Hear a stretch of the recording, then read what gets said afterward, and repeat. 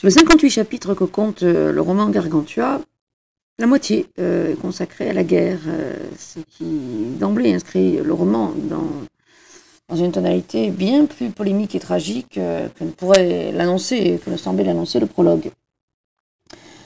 La guerre picrocolline, qui est passée dans le langage courant par antonomase, puisque du nom picrocole, celui qui a l'humeur bileuse, picrocole, donc enclin à la colère, de ce nom de personnage inventé par Rabelais, découle une expression qui a fait son chemin, que nous voyons parfois dans les médias, c'est la guerre à partir de rien. Alors effectivement, c'est une querelle entre des paysans, entre deux villages, c'est une querelle de clochers, avec pour point de départ, alors c'est pas si anecdotique que ça, c'est la farine et le pain, c'est-à-dire la première des denrées alimentaires et les moyens de subsistance. Donc quand on lit parfois que la guerre picrocolline serait vraiment une guerre à partir de rien du tout, oui, c'est une guerre peut-être ridicule dans les proportions qu'elle prend, ce qui ne veut pas dire que les causes d'où elle tire son origine soient si anecdotiques que cela. Bref, cette guerre, en fait, intervient. Alors, c'est vrai que la chronologie et la logique chez Rabelais, on peut se poser la question, elle intervient après le retour du jeune Gargantua qui est parti à Paris et qui, déjà, dans un premier épisode, avait fait grincer des dents avec le fameux vol des cloches de la cathédrale de Paris. Comme s'il y avait donc une annonce, une prémisse déjà au futur conflit.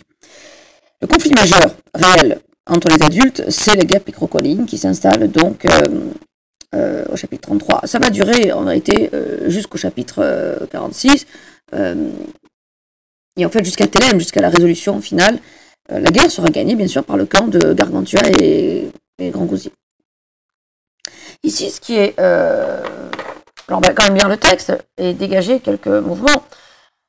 Rabelais est dans une posture qui est quand même assez délicate, parce que cette guerre qui est censée peut-être aussi se faire la satire de l'expansionnisme de Charles Quint, alors au pouvoir en Europe, a sans doute une tonalité critique, sans doute que cette guerre aussi a un but comique, parce que par le grossissement et l'amplification des effets, par le ridicule des personnages, quelque chose d'héroïque comique, c'est-à-dire qu'on monte la mayonnaise pour pas grand-chose, et Rabelais se retrouve quand même dans une situation compliquée. Il se met en tant que romancier dans une situation compliquée, puisqu'il s'agit de faire rire avec la mort, avec le conflit, avec la rancœur, mais il s'agit aussi de divertir avec ce qui se veut sérieusement critique.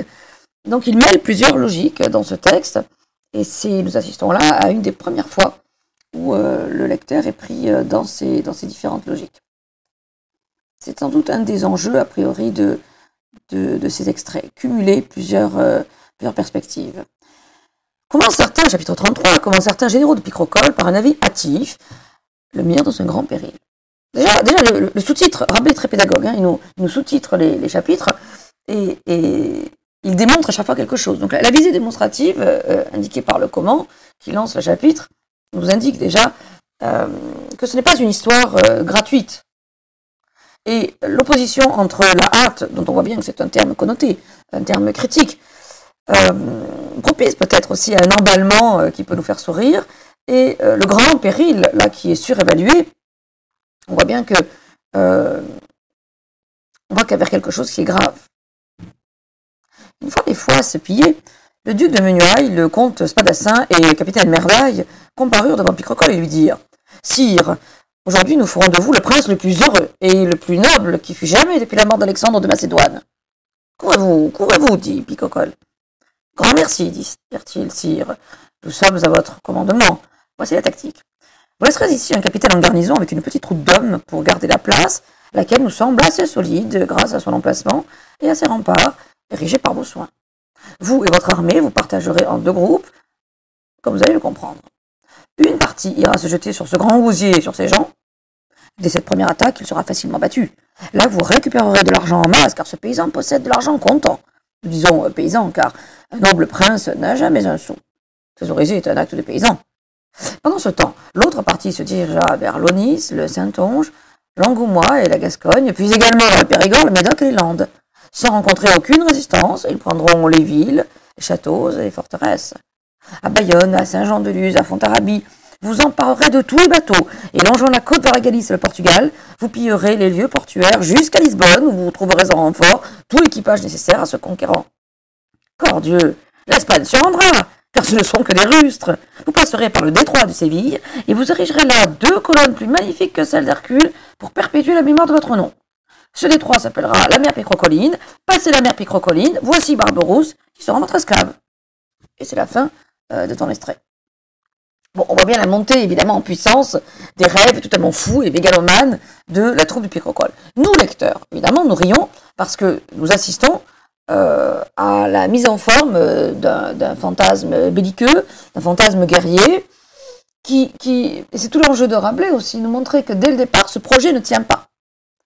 Et nous faire rire avec, c'est quand même un grand défaut qui a causé les plus grands désastres de l'humanité, c'est-à-dire la confiance en soi, l'excès de confiance en soi, l'outrance, le tempérament rageur et belliqueux, une attitude mégalomane totalement folle. Curieux, il faut dénoncer, mais en même temps, c'est du récit. En même temps, nous sommes à peine à plus de la moitié du roman. Il faut aussi tenir la longueur jusqu'au chapitre 58. Voilà les buts étranges que se propose Rabelais. Dans l'extrait dont tu disposes, on a en fait 2 mouvements seulement. On a d'abord la présentation du projet par les généraux de Picrocole, qui ont des noms évidemment qui nous font rire. Hein. Le capitaine Mardaille, on comprend qu'il n'a aucune possibilité de faire la différence. Et le comte Spadassin, en fait, une sorte de d'oxymore qui fait sourire. Le comte est quand même un titre favorable, alors que Spadassin, c'est quand même le porteur d'épée, c'est un simple soldat. Bon, son nom, l'onomastique, semble contredire le titre. Mardaille jouant sur un humour beaucoup plus gaulois, beaucoup plus gras, beaucoup plus direct et populaire, puisque évidemment c'est une déformation avec le suffixe péjoratif aille de ce qui est la merde, déjà évidemment un terme péjoratif bien entendu et vulgaire. Bon, nous sommes partis donc sur d'emblée déjà ça discrédite les fameux généraux. Voilà comment nous ne croyons pas une seule seconde que ce projet soit tenable. Et nous, lecteurs, nous le savons. Nous prenons donc en défaut, en fait, les personnages, Picrocole et ses généraux. Nous avons de l'avance sur eux et nous nous plaçons, au cas où nous aurions encore des doutes, automatiquement, d'emblée, du côté de Gargantua et Grand Gousier. Le texte est donc découpé en 2 parties. La première partie, c'est le texte, l'extrait que tu as, une fois les foisses pliées, une fois les foisses dérobées, jusqu'à, comme vous allez le comprendre. Là, on a l'avancée, bien sûr. C'est encore peut-être, même si nous n'y croyons pas dès la première ligne, mais c'est la partie introductive de notre histoire, l'entrée en scène des personnages, d'une certaine façon. Et après, le projet fou se déploie à partir de... Voici la tactique. Et là, on a l'accumulation des propositions des généraux. Si on prend d'abord, la façon dont le texte quand même ralentit un peu, propose d'abord un propulseur, propose d'abord une petite introduction. On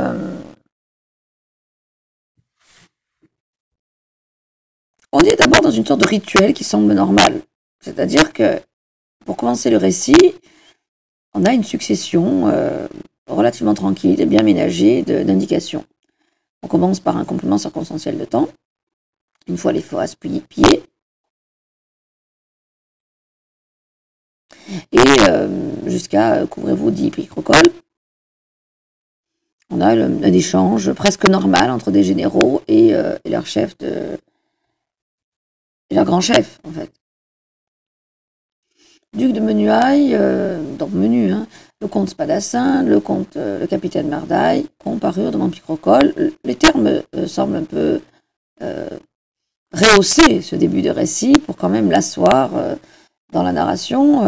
Les fois c'est plié, dérobé, c'est un terme quand même assez... en fait, c'est chapardé, en fait, c'est récupéré. Un terme qui se veut militaire, le verbe piller. Comparure, voilà aussi, terme administratif qui renvoie à la réalité judiciaire. Se présenter devant quelqu'un, mais de manière officielle. Ça commence déjà à dérailler, mais bon, c'est vrai que la mention d'Alexandre de Macédoine, là, quelque chose, bien sûr, de grandiloquent, qui peut nous faire sourire, mais Les usages, disons, sont respectés.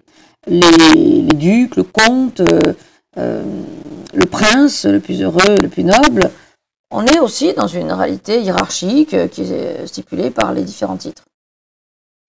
De la même manière, le fait que Picrochole réponde par un double impératif, couvrez-vous, couvrez-vous, dit Picrochole.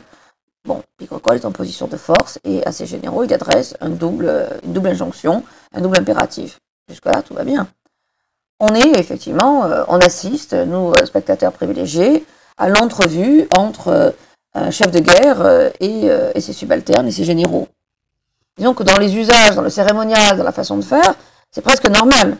C'est presque un récit de guerre normal. Bien qu'encore une fois, nous ayons un petit indice, que nous ne pourrons pas être du côté de ces gens-là, deux petits indices même. D'une part, sans doute l'outrance de ce conflit sur le point de se déclencher, c'est-à-dire que le casus belli, les foies pillées, ça sonne un peu comme un oxymore, parce que comment peut-on piller du pain, des brioches, des fougasses est-ce que les deux termes vont bien ensemble? Est-ce qu'une réalité guerrière et une perspective purement nourricière, alimentaire sont bien censées se voisiner? Bon, déjà on a un petit doute. Par ailleurs, le fait que le double superlatif, le prince le plus heureux et le plus noble, donc coordonné, la mention d'Alexandre le Grand, rien que ça, on voit bien là déjà qu'il y a une amplification à deux niveaux, à double détente, double superlatif et mention d'Alexandre, qui est quand même le conquérant des conquérants, le conquérant par excellence. Déjà, on comprend bien que ça va trop loin. Néanmoins, ça reste, après tout, une réalité guerrière normale. Un camp qui organise ses moyens. Une réunion, un conseil de guerre, en fait, dans le camp de Picrochole. Parfait. Avec des hiérarchies, avec des titres, avec une parole distribuée, sous forme de dialogue. Bon. Là où ça dévie, franchement, et ça déraille pour à la fois nous faire peur et nous faire rire, c'est évidemment à partir de l'annonce. Voici la tactique. Vous laisserez ici un capitaine en garnison avec une petite troupe d'hommes pour garder la place, laquelle nous semble assez solide grâce à l'emplacement et ses remparts érigés par vos soins. Jusque-là, tout va bien, logique, stratégie. Comme vous allez le comprendre. Peut-être qu'on peut vraiment faire démarrer le texte à partir de là, après tout, jusqu'à l'annonce de la tactique. Et là, évidemment, ça coince. Une partie ira se jeter sur ce grand gosier et sur ses gens. Dès cette première attaque, il sera facilement battu. Bien sûr, ça coince, puisque la projection du camp de Picrochole est fausse. Et c'est vrai que le facilement ici, nous, a de quoi nous faire sourire quand on sait que ça prend quand même la moitié des chapitres. Donc déjà, ce ne sera pas si facile. De l'argent en masse et de l'argent comptant. Nous comprenons aussi que le propos de la guerre n'est évidemment absolument pas la conquête ou un certain idéal viril. On n'est pas dans un projet, dans un fantasme de conquérant, de grand conquérant. Tout cela ne se fait que pour l'argent, puisque argent comptant, sous-thésaurisé, on a une accumulation de termes qui nous renvoie au lexique de l'argent. C'est le seul but trivial, vulgaire de ce Picrochole. Ce qui dévalue d'emblée sa pseudo-prétendue grandeur militaire. Alexandre le Grand, en tout cas, sa mythologie ne s'est pas faite autour de ses pillages. Le mythe d'Alexandre s'est construit autour de sa grandeur, autour de sa force militaire, de sa virilité, de son aptitude au combat, de son âpreté au combat, certainement pas sur des denrées, sur des enjeux purement pécuniaires. Et nouveau moyen d'évaluer le propos des généraux, évidemment, l'accumulation sous forme d'énumération, l'Aunis, le Saintonge, l'Angoumois, la Gascogne, le Périgord, le Bédard, l'Île. Donc là, on a une demi-douzaine de régions françaises. Au fond, nous, ce qui nous fait sourire, c'est que grâce à la mégalomanie de Picrochole, on visite la France, en fait. Rabelais propose à son lecteur un petit tour d'horizon du sud-ouest. Puis ensuite, évidemment, en étant le paysage, Bayonne, Saint-Jean-de-Luz, Fontarabie. Là, on descend, bien sûr, vers le monde ibérique, Galice, Portugal, Lisbonne. Ça nous fait sourire, non seulement parce on passe les frontières. En fait, parler, l'emballement langagier des généraux les mène beaucoup plus loin que les frontières, comme s'il suffisait de le dire pour le faire. Donc il y a une illusion, en fait, de valeur, comment dirais-je, performative du langage. C'est pas parce qu'on le dit, ça c'est un peu la matamore, hein, c'est pas parce que c'est la croyance, en fait, de tous les orgueilleux, de tous les vaniteux, c'est pas parce qu'on le dit que ça existe. Et l'emballement, par la suite de virgules, des termes, le catalogue, l'effet catalogue, montre bien évidemment l'orgueil et peut-être même la capacité à se perdre dans les méandres de sa propre surenchère. Mais c'est aussi l'occasion pour nous de visiter le Sud-Ouest. Donc ça nous fait sourire. Bien sûr, le tempérament mégalomane se retrouve dans les pronoms hyperboliques, tous les adjectifs ici hyperboliques, tous les bateaux, bien sûr, se retrouvent aussi dans l'attitude vaniteuse. Alors on les traite de paysans, hein, il traite les autres, c'est-à-dire Grangousier, de paysans, il les traite plus tard de rustres, c'est-à-dire qu'il dévalue par l'injure.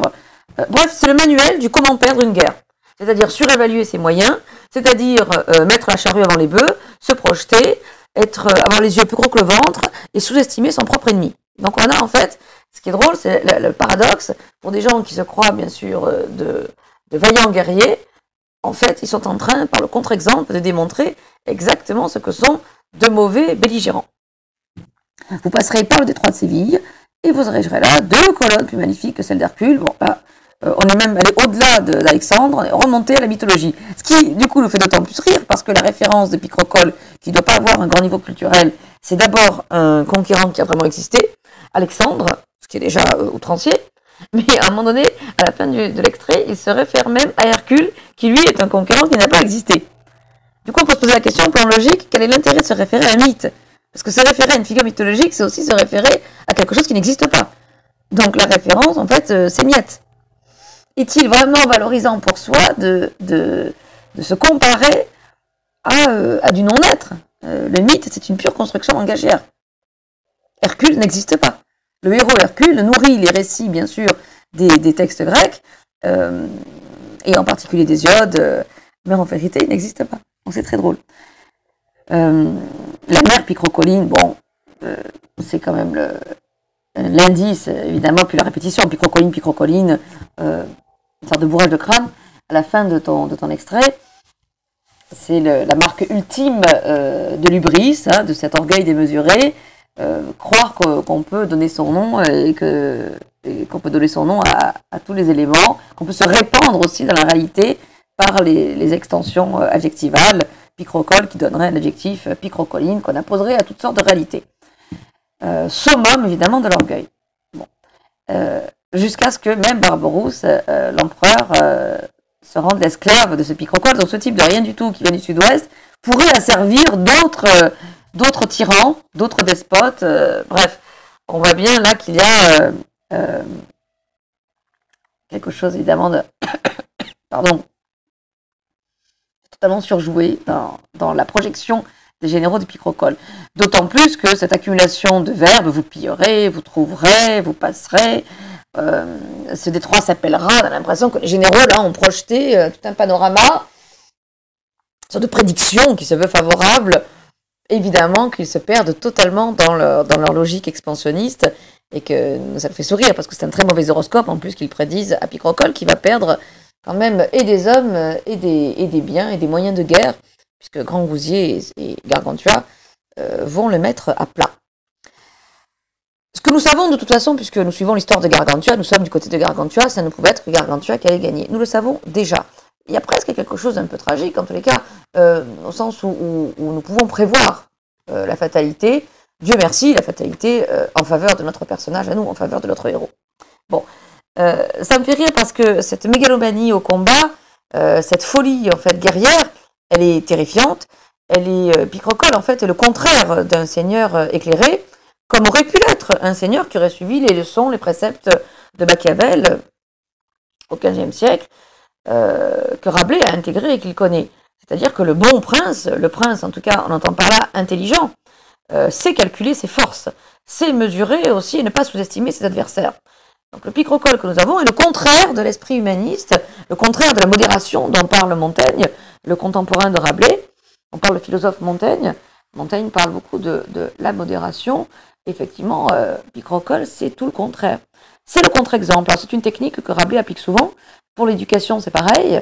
On a aussi bien Holoferne, le mauvais sophiste, que les bons pédagogues comme Eudémone et Ponocrates. Le lecteur n'a plus qu'à choisir. Il n'a plus qu'à délibérer en lui-même très vite et à choisir le bon camp. Illusion qu'on peut choisir. Bon, en vérité, Rabelais, bien sûr, ridiculise les mauvais camps et valorise le camp des modèles à suivre. Mais c'est un petit début de positionnement du lecteur qui est attendu de la part de Rabelais. Ici, Picrocole a donc tous les défauts et cumule toutes les erreurs tactiques possibles. Nous, lecteurs, nous sommes toujours dans une phase d'éducation et nous comprenons ce qu'il faut faire ou ne pas faire en lisant ce texte. Présenter l'excès est aussi, paradoxalement, une très bonne façon, bien sûr, d'envisager la modération et la maîtrise de soi, la maîtrise de ses passions, la maîtrise de son orgueil. La démarche de Rabelais est en cela parfaitement pédagogique, hein, parce que nous déduisons de ce contre-modèle, c'est une démarche tout à fait déductive, nous déduisons de ce contre-modèle qu'il va nous falloir évidemment nous ranger du côté de Grandcousier, de Gargantua. Nous voyons confirmer qu'il faut nous ranger du côté des sages, contre les fous. C'est en cela qu'effectivement le texte en extension d'Erasme, j'imagine, doit être intéressant à vérifier si on peut les mettre en écho. Sinon, c'est vrai que ça me fait penser, quand on a des films, je pense à Kubrick, effectivement en lisant le texte, et au Docteur Folamour. Peut-être tu connais ce film de 63, quelque chose comme ça, où le personnage est complètement fou et délirant en fait. On est sur une sorte de délirium tremens, alors ici peut-être pas tremens, mais loquens déjà, un délire de la parole, et un délire même aussi de la guerre en fait, un délire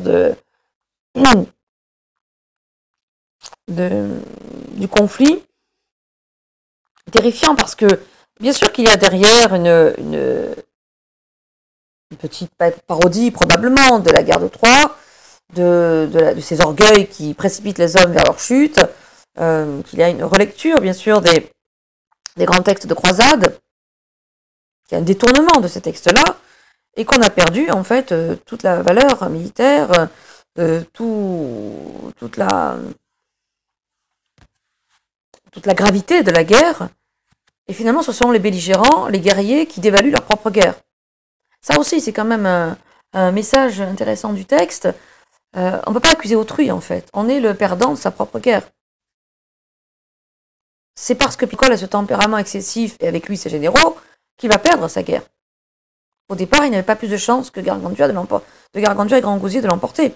C'était camp contre camp, villageois contre villageois, intérêt économique contre intérêt économique. C'était des histoires de farine, de prix de farine, de ristourne et de prix d'achat, hein, au départ. C'est une guerre commerciale, en fait. Et cette guerre commerciale a dévié en guerre militaire, sachant que Picrocole a voulu en faire une guerre des égaux. Donc c'est vraiment son erreur qui va lui être fatale, davantage que les conditions de départ. Ça aussi, ça fait réfléchir. C'est une certaine leçon de sagesse. Le fou, et c'est ce que dit Erasme, le fou comme le sage portent en eux-mêmes leur propre délire ou leurs propres extrémités, leurs propres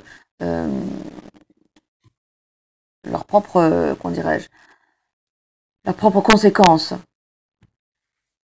Autre chose, là, il y a une leçon de philosophie, une sorte de mise en garde.